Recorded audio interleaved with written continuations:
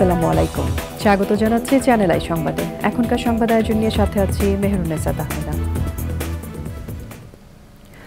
বিস্তারিত সংবাদের শুরুতেই জানিয়ে দিচ্ছি ফ্রেশ প্রিমিয়াম টি সংবাদ শিরোনামগুলো। ঘূর্ণিঝড় রিমালে ক্ষতিগ্রস্তদের ঘর বাড়ি নির্মাণ সহ সার্বিক সহযোগিতার প্রতিশ্রুতি দিলেন প্রধানমন্ত্রী। দুর্যোগ কবলিত এলাকা পরিদর্শন ও ত্রাণ বিতরণ। উজান থেকে নেমে আসা ঢলে সিলেটের ৩ উপজেলায় বন্যা, নিম্নাঞ্চল প্লাবিত হয়ে পানিবন্দী হাজারো মানুষ।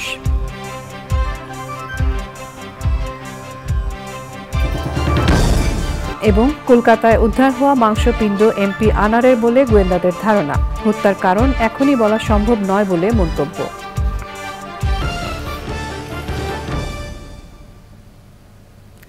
সংবাদ শিরোনামগুলো জানাচ্ছিলাম। এখনকার এই সংবাদ আয়োজন একই সঙ্গে চ্যানেল আই এর ইউটিউব চ্যানেলে এবং চ্যানেল আই এর ওটিটি প্ল্যাটফর্ম আই স্ক্রিনে লাইভ স্ট্রিম হচ্ছে। এবার যাচ্ছে বিস্তারিত প্রসঙ্গে। ঘূর্ণিঝড় রিমালে ক্ষতিগ্রস্ত মানুষের ঘরবাড়ি নির্মাণ সহ সব ধরনের সহযোগিতার প্রতিশ্রুতি দিয়েছেন প্রধানমন্ত্রী শেখ হাসিনা।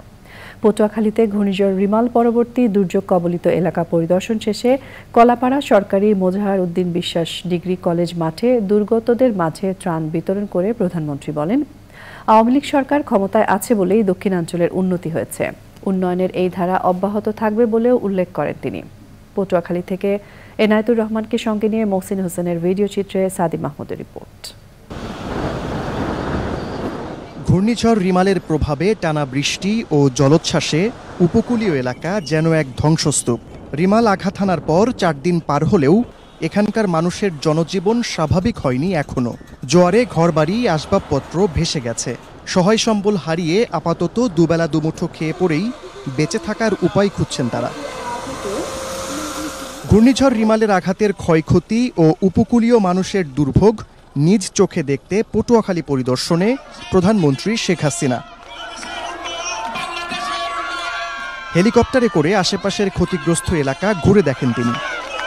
শুধু তাই নয়, কলাপাড়ায় নেমে দুর্গতদের কথা শোনেন এবং সান্ত্বনা দেন সরকার প্রধান। পাশাপাশি তাদের মাঝে ত্রাণ বিতরণ করেন তিনি। ঘূর্ণিঝড় রিমালের প্রভাবে ক্ষতিগ্রস্তদের সহায়তায় সব ধরনের ব্যবস্থা নেওয়া হচ্ছে বলে জানান প্রধানমন্ত্রী শেখ হাসিনা। আমরা চাই যে এই দুর্যোগ থেকে আমাদের এই অঞ্চলের মানুষ যেন মুক্তি পায়, কারণ আমরা জানি এই অঞ্চলটা সবসময় দুর্যোগ প্রবণ। ইতিমধ্যেই যে সমস্ত রাস্তাঘাট ভেঙে গেছে সেগুলি মেরামত করার ব্যবস্থা নেওয়া হয়েছে।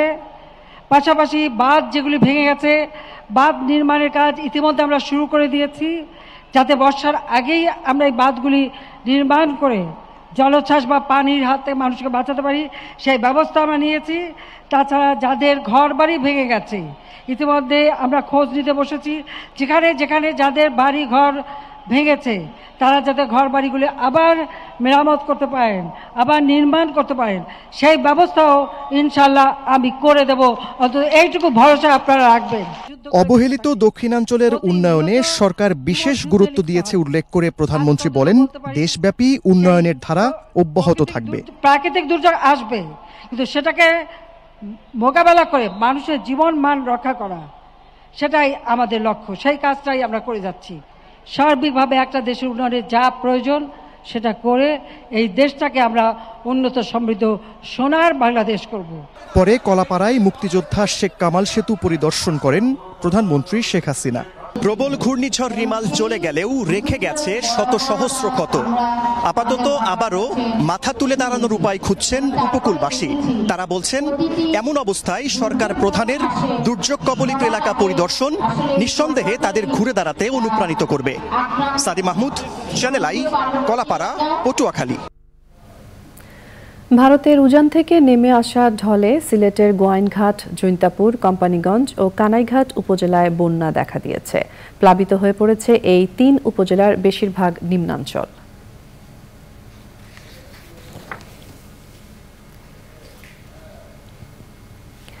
সংসদ সদস্য আনোয়ারুল আজিম আনার হত্যাকাণ্ডে মূল পরিকল্পনাকারী শাহিনকে গ্রেফতারে যুক্তরাষ্ট্র ও পলাতক সিয়ামকে ফেরাতে নেপালের সাথে কথা বলা হচ্ছে বলে জানিয়েছেন ডিবি প্রধান। সেপটিক ট্যাঙ্ক থেকে উদ্ধার মাংসপিণ্ড এমপি আনারের বলে প্রাথমিকভাবে ধারণা করছে গোয়েন্দা পুলিশ, ডিবি। কলকাতার নিউ টাউনের সঞ্জীবা গার্ডেনে সেপটিক ট্যাঙ্ক থেকে ওয়াটার থিওরি অ্যাপ্লাই করে মাংসপিণ্ড উদ্ধার করা হয়েছে। ইউরোপীয় ইউনিয়নের কাছ থেকে আরও কয়েক বছর জিএসপি প্লাস সুবিধা অব্যাহত রাখতে ফিনল্যান্ডের সহযোগিতা চেয়েছেন প্রধানমন্ত্রী শেখ হাসিনা। স্বল্পোন্নত দেশ থেকে উন্নয়নশীল দেশে উন্নীত হওয়ার পর সমৃদ্ধির দিকে বাংলাদেশের যাত্রাকে মসৃণ করতে এই সহযোগিতা চান প্রধানমন্ত্রী। বাংলাদেশে ফিনল্যান্ডের অনাবাসিক রাষ্ট্রদূত কিনমো লাহদেরবিতা সকালে প্রধানমন্ত্রীর সঙ্গে গণভবনে সাক্ষাৎকালে তিনি এই আহ্বান জানান। পরে প্রধানমন্ত্রীর সঙ্গে সাক্ষাৎ করেন আন্তর্জাতিক মেরিটাইম অর্গানাইজেশন IMO এর মহাসচিব আর্সেনিও অ্যান্টোনিও ডোমিঙ্গুয়েজ। প্রধানমন্ত্রী বলেছেন, বাংলাদেশ আন্তর্জাতিক মেরিটাইম অর্গানাইজেশনের মাধ্যমে ছোট দ্বীপ ও আফ্রিকান স্বল্পোন্নত দেশগুলোর জন্য বঙ্গবন্ধুর নামে সামুদ্রিক খাতে বৃত্তি চালু করতে চায়।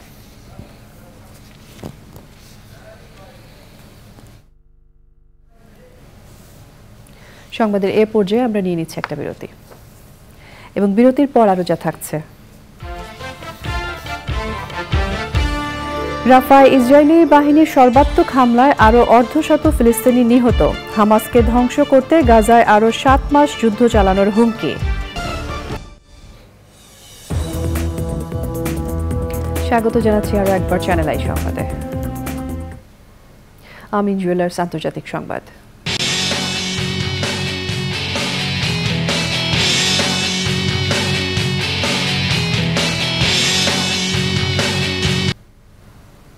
গাজার দক্ষিণাঞ্চলীয় রাফা শহরে ইসরায়েলের সর্বাত্মক হামলায় এক দিনে নারী ও শিশু সহ আরও কমপক্ষে 53 ফিলিস্তিনি নিহত হয়েছেন। মিশরের সঙ্গে গাজার পুরো সীমান্তের নিয়ন্ত্রণ নিয়েছে ইসরায়েল। কৃষি সংবাদ।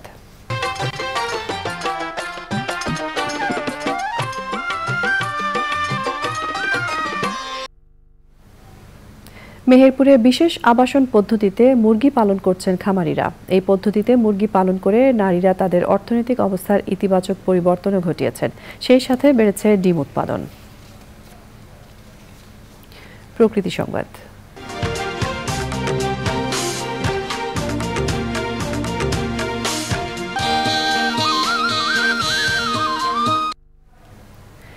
ঘূর্ণিঝড় রিমালের তাণ্ডবে লন্ডভন্ড বাগেরহাটের শরণখোলা ও মোরেলগঞ্জ। বিধ্বস্ত প্রকৃতি ও পরিবেশ।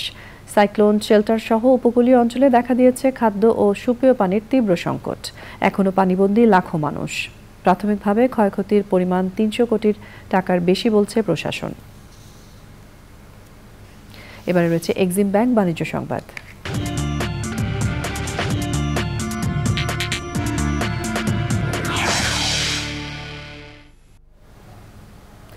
সেরা পণ্যে সেরা অফার ননস্টপ মিলিয়নিয়ার। 30 জনের পর এবার কারা হবেন মিলিয়নিয়ার। রয়েছে কোটি কোটি টাকার নিশ্চিত উপহার। এসব নানা চমকপ্রদ অফার সম্বলিত ব্যানার, প্যানা, ফেস্টুন এবং প্ল্যাকার্ড নিয়ে সাভারে ওয়ালটন ডিজিটাল ক্যাম্পেইন সিজন 20 এর ঘোষিত ননস্টপ মিলিয়নিয়ার অফারের বর্ণাঢ্য র্যালি হয়েছে। ওয়ালটন প্লাজা, বাইপাইল শাখা এবং জাতীয় স্মৃতিসৌধের সামনে ক্যাম্পেইনের ব্যাপক প্রচারণামূলক কার্যক্রম উদ্বোধন করা হয়। র্যালির পাশাপাশি ছিল গরমে সুস্থ থাকতে জনসচেতনতা তৈরি, ঠান্ডা শরবত খাওয়ানো সহ জনকল্যাণমুখী কর্মসূচি। এছাড়াও ছিল স্থানীয় ক্রেতাদের ননস্টপ মিলিয়নিয়ার ক্যাম্পেইন সম্পর্কে অবহিত করা ও বাউল শিল্পী দিয়ে বিভিন্ন স্থানে গানের মাধ্যমে প্রচারণা। সংবাদে এরই সঙ্গে আমরা নিয়ে নিচ্ছি আরও একটা বিরতি এবং বিরতির পর খেলার খবরে যাচ্ছে।